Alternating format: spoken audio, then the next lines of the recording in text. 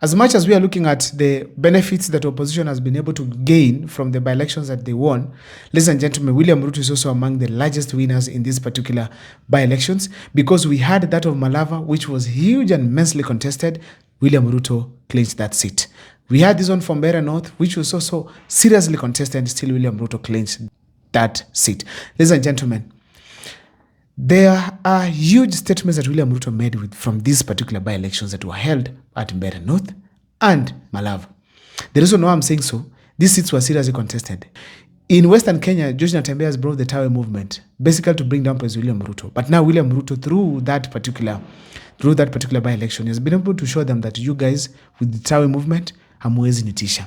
He has gone back to Mbeere North, where we expected William Ruto to seriously get serious hostile environment, because William Ruto, the moments that he visited that region after 2022, things were not good on his side. So in a nutshell, William Ruto has been facing very hostile environments there. But now winning that seat, it's a clear indication that William Ruto has gone back to the Mount Kenya region. So we can simply tell that William Ruto's victory made many statements. And that's what I want to show you in this particular video. But before I do so, if this is the first time you're watching my videos at Mukwa Times, please take a second or two to subscribe, like, and comment, because that is the best support you can always give this channel. The first statement that William Ruto made from these by-elections, it is that he will get votes from Western Kenya and the Mount Kenya region. If everything was left under room temperature and that there was no rigging of elections of any kind, ladies and gentlemen, going by the results that we saw at Mbeere North and that one of Malava, meaning that the Mount will be divided and those of Western will be divided as well. So in a nutshell, William Ruto will get votes from both sides. That is what this by-election was able to show, because it was seriously contested. Since someone has 10,000, another one 9,000, the other side at 22, and the other one at 20, that is a clear indication that William Ruto was seriously felt at the grassroots. From all indications, from the results, assuming that everything was under room temperature, ladies and gentlemen, the opposition team has lost it, in that William Ruto can get votes from Western and Mount Kenya. And ladies and gentlemen, for those who belong to the one-term movement, if Mount Kenya is infiltrated, then William Ruto is going to be two-term. Whether we like it or not, if Mount Kenya is infiltrated, William Ruto is going to be two-term. And if you look at what's happening in Western Kenya, that was an area that William Ruto really banked on for him to win. And if opposition could have kicked him out, William Ruto would have been very stressed. But now, as we speak today, William Ruto has taken that one for Malava as well. A clear indication that William Ruto will get votes from both regions, and the chances of William Ruto becoming a president again in 2027 have improved. Another thing that I was able to learn from Mbeere North is that Gachagua was not the reason as to why William Ruto got the votes back in 2022. A number of times this has been a debate between Gachagua and William Ruto. Gachagua came out and said, William Ruto, mimi ndio nilikuleta hii mlima. Kama sio mimi basi sikuje peke yako. We all remember Rigathi Gachagua making such statements.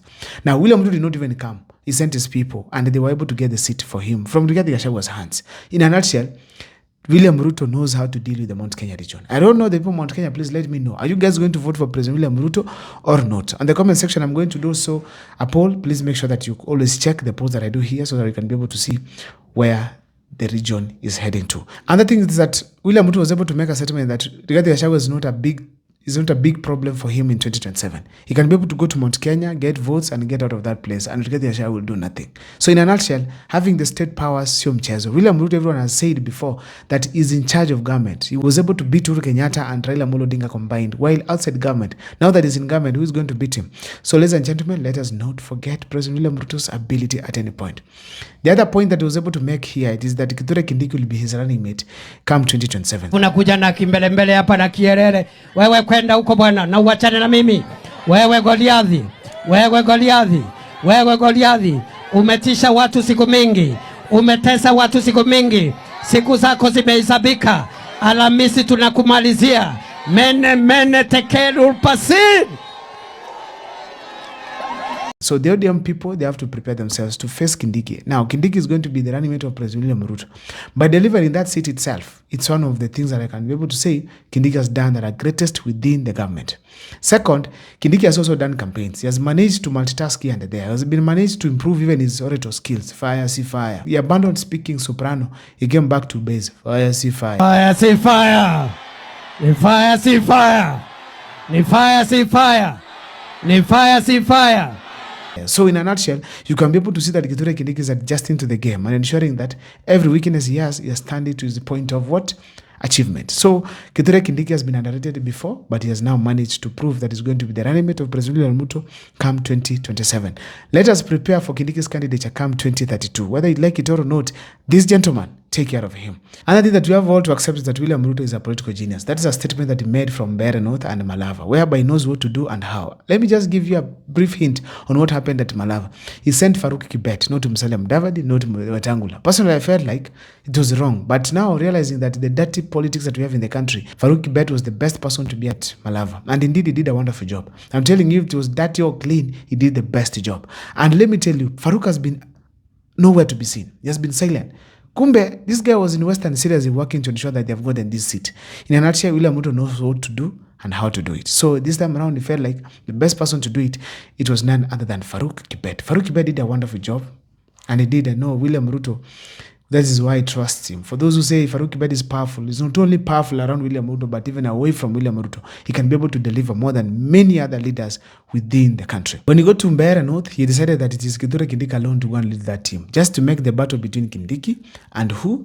Gachagua. So eventually the people of Mount Kenya, especially Mbeere, were now thinking, is it our own Kindiki from Mount Kenya East, or we go with Gachagua from Mount Kenya West? So most people were divided in between, and eventually that's why they were able to vote actually almost 50-50, because people are now trying to weigh who is better.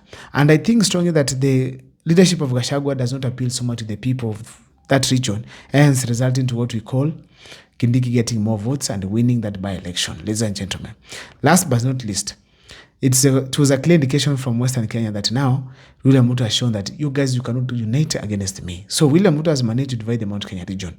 Going by statistics, if the votes are going to be the way they were, then Western Kenya is going to be divided into two. Where we are going to have faction for opposition and that faction for government. But also we saw some infiltration to Moses Masika Wetangula's Bungoma County. That also shows that there's a possibility that there is going to be some drop in support for Moses Wetangula. But William Ruto's side strategies are going to really work. And in fact, this is a serious warning to not just the opposition at large, but also to be specific, George Natembeya. George Natembeya has to be very careful, because these guys can even easily finish him politically. If he does not take care, they will finish him politically. And he needs to be very, very careful, because these people have a lot. They have machineries. Now, they need money, and the money that can only be gotten that is enough for campaigns, it's from government. But from these other people from outside, it's not going to be easier. So they must go beyond other things to ensure that at least they have gotten the appeal of the people of Kenya. I'm going to do an extensive video on what the opposition needs to do now for 2027, plus many other videos that I'm having here for you, especially on Kithure Kindiki's ability now in the Mount Kenya region. We're also going to do videos here, lessons from Rigiji's side, a number of them. But first of all, subscribe, tune in, and keep following the videos that we do here in each and every day. I always do a live at from 10 to 11. Please purpose to join us. My name is Abel Mukwa. Thank you so much.